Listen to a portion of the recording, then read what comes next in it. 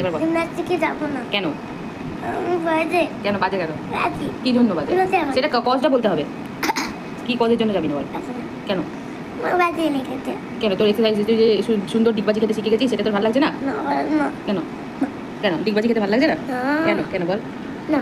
নমস্কার সবাইকে, আমি মাম্পি আর আমাদের কুহুতানে আপনাদের সবাইকে জানাই স্বাগত। আজ সকালটা ছিল একটু অন্যরকম। তানের বায়নার খেলাধুলার ফাঁকে একটু সময় কাটলো। ও গতকাল থেকে প্রথম জিমন্যাস্টিকের ক্লাসে গেছে আর আজকে উঠেই বলছে আমি আজ জিমন্যাস্টিক ক্লাসে যাব না। জীবনের সব কিছু শুরু করা তো সহজ হয় না, যেমন বড়দের ক্ষেত্রে তেমন ছোটদের ক্ষেত্রে ঠিক সেই রকমভাবেই ভয় কাজ করে।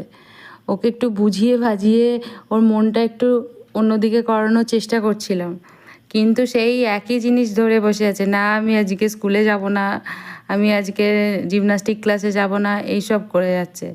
আমার এখনও বন্ধু হয়নি, এই সব বক বক ওর শুনেই যাচ্ছিলাম, ওর সঙ্গে একটু গল্প করছিলাম। এখন তো স্কুলে যা, তার আগে ব্রেকফাস্ট কর, স্কুলে যা, স্নান করে তারপর আসবি, আসার পরে একটুখানি টিভি দেখবি, দেখে তারপরে তো বিকালবেলা করতে আমাদের যাবো। আজ একটা সবাই কি কিনবো? ললিপপ না ওই টেডি বিয়ারটা? Teddy bear? টেডি বিয়ারটা কি রে? কেক নাকি? হ্যাঁ আইসক্রিম। আইসক্রিম? তুই আইসক্রিম কিনবি আসার সময়? ঠান্ডা লেগে যাবে না? যাব না। কেন? যাব না। রেডি করলাম স্কুলের জন্য। তারপর ওকে স্কুলে দিয়ে এসে এবার আসল কাজ শুরু হবে। আজকে সকাল থেকে কিচ্ছু রান্না বান্না করা হয়নি, শুধু মেয়ে খেয়ে স্কুলে গেছে আর টিফিন রেডি করেছি।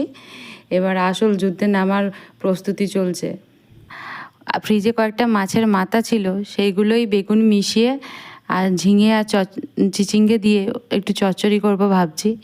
প্রত্যেক দিন রান্নার আগের দিন থেকে প্ল্যানিং করা থাকে বা কেটে কুটে রাখাও থাকে, কিন্তু আজকে একদমই কোনো প্ল্যান ছিল না। হঠাৎ করে রান্না করতে করতে প্ল্যান করা যে কি রান্না হবে। সব দিন এরকম হয় না, আসলে সব দিন একই রকম যায় না, কিছু কিছু দিন একটু অন্যরকম হয়। ঝিঙে, বেগুন, আলু আর পেঁয়াজটা ভালো করে কুচিয়ে নিয়ে তেলের মধ্যে 5 ফোড়ন, শুকনো লঙ্কা ও তেজপাতা ফোড়নে দিয়ে তার মধ্যে পেঁয়াজটা ভাজতে দিলাম। তারপরে সবজিগুলো মিশিয়ে দিয়ে একটু ভাজা ভাজা করে নিয়ে ভাজা মাছের মাথাগুলো ওর মধ্যে অ্যাড করে দেব। তার মধ্যে একটু জিরে গুঁড়ো, হলুদ গুঁড়ো, নুন, একটু হালকা মিষ্টি দিয়ে চাপা দিয়ে বেশ কিছুক্ষণ কষাতে দেব।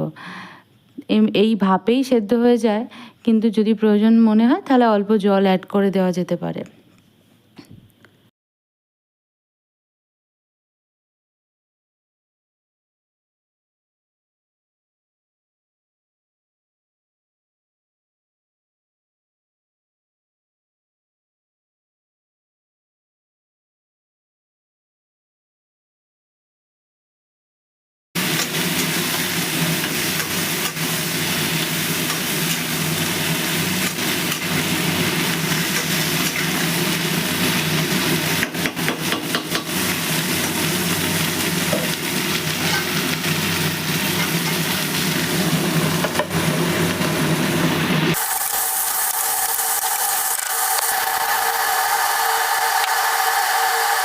কাপড়গুলো ওয়াশিং মেশিনে অনেকক্ষণ আগেই কাচা হয়ে গেছে, কিন্তু মেলতে যাওয়ার সময় হচ্ছিল না।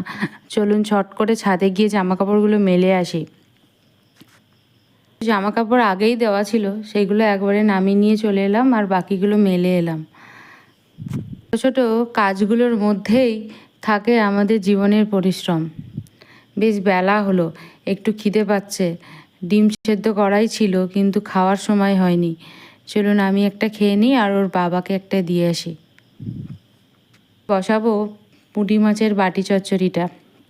মাছগুলো আগে ভেজে নেব, আর সবজিগুলো কাটাই ছিল সেইগুলো একবারে তেলের মধ্যে দিয়ে নেড়ে একটু চাপা দিয়ে ভাজা ভাজা করে তার মধ্যে মাছগুলো মিশিয়ে একটু আদা সর্ষে বাটা ওর মধ্যে দিয়ে দেবো, দিয়ে একটু অল্প জল দিয়ে খুব কম আঁচে আস্তে আস্তে হতে দেব।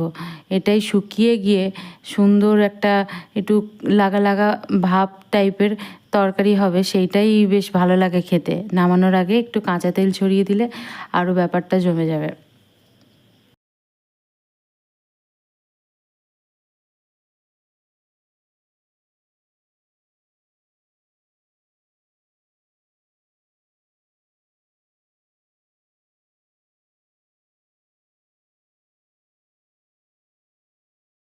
নোড়া আর তেল রাখার জায়গাটা এত নোংরা হয়েছিল, কদিন ধরে পরিষ্কার করা হচ্ছিল না। আজকে করতেই হবে, নাহলে কিছুতে মনে শান্তি আসছে না।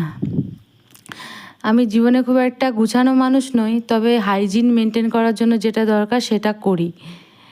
জীবনে সব কিছু পারফেক্ট নয়, কিন্তু কাজগুলো যত্ন দিয়ে করে তোলার চেষ্টা করি। হয়ে গেছে।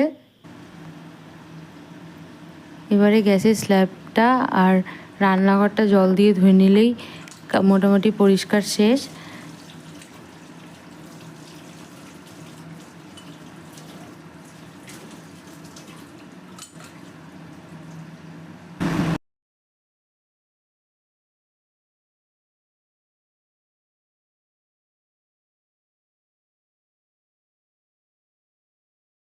চলুন এবার নামিয়ে নিই তরকারিটা, তাহলেই এবেলার মতো রান্নার পার্ট শেষ।